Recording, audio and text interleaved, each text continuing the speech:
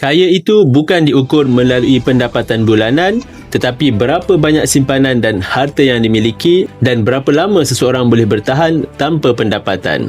Hari ini, ramai individu berpendapatan tinggi masih terperangkap dalam gaya hidup mewah, komitmen hutang dan simpanan tunai yang mudah bocor. Mereka bekerja keras setiap bulan tetapi baki di akaun simpanan kekal mendatar atau lebih teruk, negatif. Di sinilah peranan emas sebagai aset fizikal menjadi semakin penting.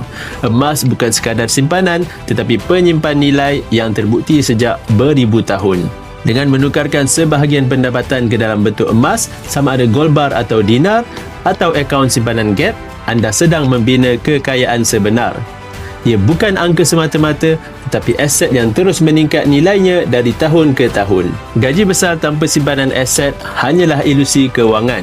Tetapi gaji sederhana dengan tabiat menyimpan emas secara konsisten boleh membawa kepada financial freedom yang sebenar. Bagi yang berminat untuk memulakan simpanan emas bersama Public Gold, anda boleh isi borang sign up di bio saya atau PM untuk saya bimbing anda dalam cara dan langkah-langkah simpanan emas yang terbaik untuk anda.